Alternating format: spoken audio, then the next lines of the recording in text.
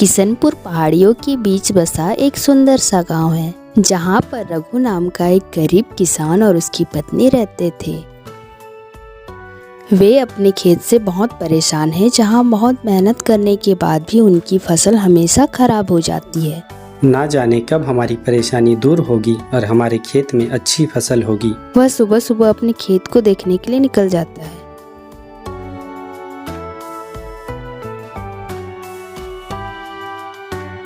रास्ते में सभी के खेतों के धानों को देखकर वह सोचता है कि उसके भी खेतों में धान अच्छा हुआ होगा, परंतु वह अपने खेत पहुंचकर देखता है, हे भगवान, ये हमारे फसल के साथ क्या हो गया? कल तक तो ठीक था और आज पूरे फसल खराब हो गए। इस प्रकार हमारा जीवन कैसे चलेगा?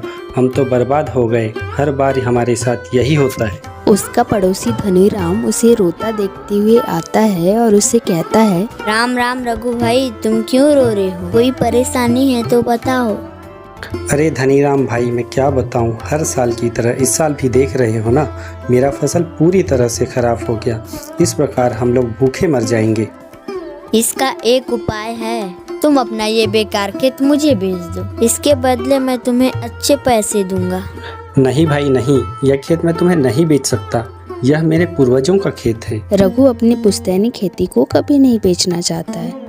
अब वह वापस घर आ जाता है।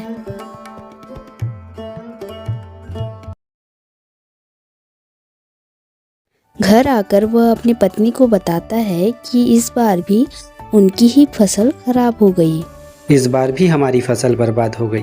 समझ नहीं आता, इतने अच्छे से खेती करने के बाद भी, सही समय पर खाद देने के बाद भी हमारा फसल बर्बाद क्यों हो जाता है? लगता है भगवान हमसे किसी जन्म का बदला ले रहे हैं, भूखे मारना चाहते हैं। अब आप भी जानते हो, भगवान की कृपा हम पर नहीं है। सबकी फसल अच्छी होती है और हमारी खराब। एक बार साहूकार से उधार लेके फिर से खेती करके देखते हैं। बात तो तुम सही कह रही हो। इस बार साहूकार से पैसे लेकर ही खेती करना पड़ेगा। अभी बचा खुचा जो भी है उसे खाकर सो जाते हैं। कल सुबह होते ही मैं साहूकार के पास जाऊंगा। अब शाम हो चुकी थी, दोनों खाना खाकर सो जाते हैं।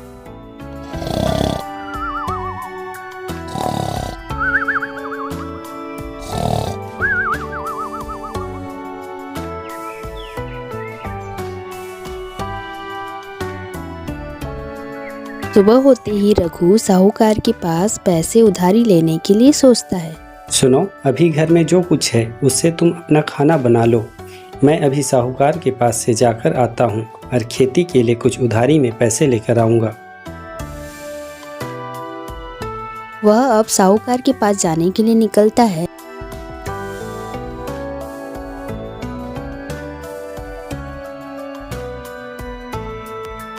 और 2 किलोमीटर चलकर वह धनपुर गांव के साहूकार के पास पहुंच जाता है।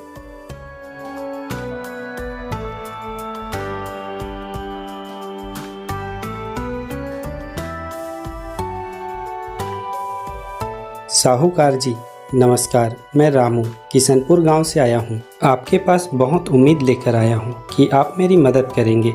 इस बार मेरी फसल पूरी तरह से खराब हो चुकी है। ठीक है, मैं तुम्हें उधार दे सकता हूँ, लेकिन मैं केवल उन्हीं को उधार देता हूँ जो मेरे पास अपनी कीमती सामान जमानत के तौर पे जमा करते हैं। अगर तुम्हारे पास कुछ कीमती सामान है जिसे मेरे पास तुम गिरवी रख सको तो मैं तुम्हें पैसे दे दूंगा। मेरे पास तो खेत के कागजात ही हैं, इसे ही आप गिरवी रख लो।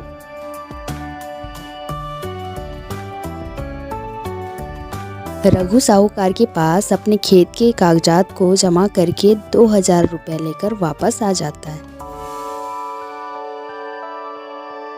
रघु घर पहुंचकर अपनी पत्नी से कहता है, सुनो, साहूकार से मुझे 2000 रुपये उधारी मिले हैं।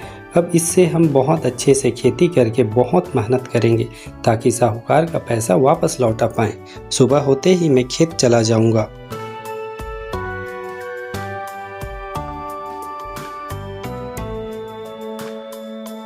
अब शाम हो चुकी थी। दिन का बचा खाना खाकर वे दोनों सो जाते हैं।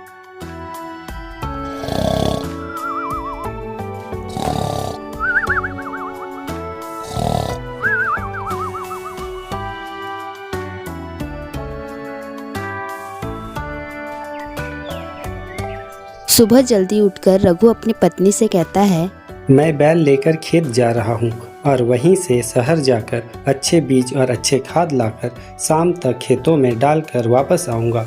तुम मेरा इंतज़ार मत करना। ठीक है, आप खेत से हो आइए। रघु बैल और हल लेकर खेती करने के लिए निकल जाता है। हुर हुर छे छे छे छे छे हुर हुर हुर छे छे छे छे छे हुर।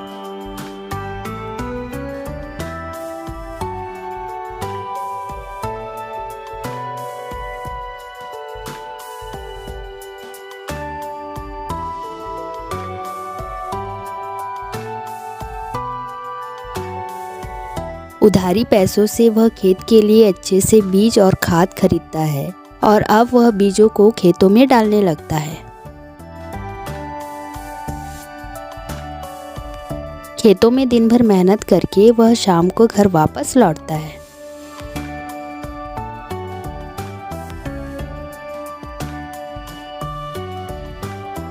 रघु दिन भर खेतों में काम करके थक जाता है।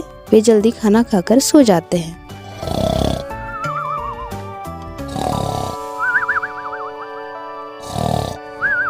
लेकिन उसी रात बारिश हो जाती है।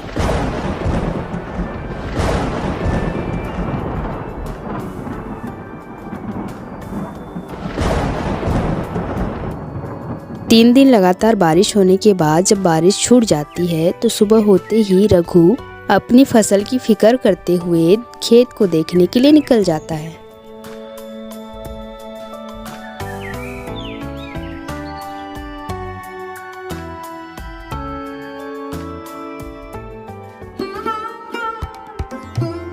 हे राम, इस बार भी हमारे फसलों को क्या हुआ? पूरे फसल बर्बाद हो गए। इससे बेहतर तो मौत ही आ जाए। हर बार की तरह उसकी फसल खराब हो चुकी थी। अब अपनी पत्नी को मैं क्या कहूँगा? उधारी लेकर खेती करने के बाद भी फसल खराब हो गए। वह रोते रोते घर आता है और अपनी पत्नी को सारी बात बताता है। तुमको मैं क्या बताऊं? इस बार भी हमारी ही फसल खराब हो गई। सबकी फसल अच्छी है। अब हमारे पास खाने के लिए भी अनाज नहीं है और ऊपर से साहूकार का ब्याज हम कहाँ से दे पाएंगे? पैसे भी नहीं हैं। भूखे पेट मरने के बजाय चलो हम दोनों अपना जीवन त्याग देते हैं। रघु और उसकी पत्नी परेशानियों से हारकर पास के कुएं में अपनी जान देने के लिए सोचते हैं। चलो इस कुएं में कूदकर अपनी सारी परेशानियां खत्म कर देते हैं। कुएं से एक रोशनी निकलती है और वह रोशनी एक साधु बाबा में बदल जाती है। साधु उनसे कहता है, रघु, तुम दोनों बहुत परिश्रमी और मेहनती हो, लेकिन धैर्य नहीं रहा। हमें किसी परिस्थिति, परेशानियों या मुश्किलों से डरकर प्राण त्यागने के बारे में नहीं सोचना चाहिए। हमेशा कर्म की प्रधानता रखो। जीवन है, परिस्थितियाँ खराब होगी, परेशानियाँ भी आएंगी, परंतु परिस्थितियाँ और परेशानियाँ तो एक दिन चली जाएंगी, लेकिन जीवन दोबारा नहीं मिलेगा। वापस जाओ, सब ठीक होगा।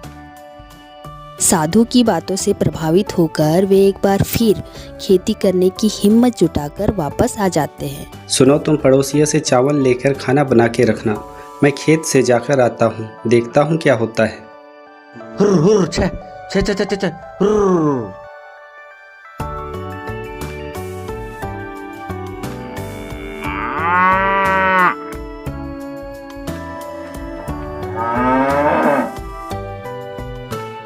खेत में रघु हल चला ही रहा था कि हल जमीन में किसी चीज से अटक जाती अरे है। यह हल किससे अटक गया? अरे यह हल कैसे अटक गया? जमीन के नीचे कुछ पत्थर आ गया है क्या? ऐसे में तो मेरा हल टूट जाएगा। अरे जमीन के नीचे तो कुछ बक्सा दिखाई दे रहा है। क्या उसमें कुछ खजाना हो सकता है? वह उस बक्से को निकालता है और सोचता है कि इसमें उसके पूर्वजों का कोई धन हो सकता है। अरे ये क्या? इसमें तो सिर्फ एक धान का बीज है। इसका मैं क्या करूँगा? मेरे भाग्य की तरह ये बक्सा भी खाली ही है। उदास होकर वह धान के बीज को वहीं फेंककर वापस घर आ जाता है। शाम हो रही है, घर चला जाता हूँ।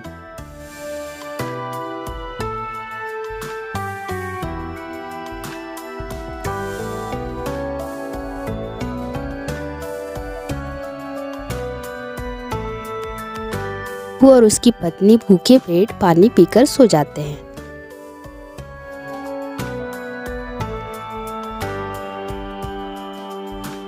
सुबह सुबह घर के बाहर से आवाज आता है। अरे रघु भाई, बाहर आओ। तुमने अपने खेत के साथ क्या किया है? वहाँ सारा गांव जमा हुआ है। अरे धनीराम भाई, क्या हुआ? मेरे खेत का फसल फिर से बर्बाद हो गया क्या? चलो चलो चलो, क्या हुआ देखते हैं। रघु और उसकी पत्नी जब खेत में जाकर देखते हैं तो उनके पूरे खेत में सोने की धान लगी हुई थी। अब उनकी गरीबी मिटने वाली थी। मन ही मन वे कुएं वाले साधु जी को शुक्रिया कहते हैं। मोरल ऑफ द स्टोरी, हमें अपने प्राण त्यागने के बारे में नहीं सोचना चाहिए, क्योंकि परेशानियां तो हैं, खत्म हो जाएंगी। तो दोस्तों, ऐसी ही कहानियों के लिए लाइक, सब्सक्राइब और कमेंट करें। धन्यवाद।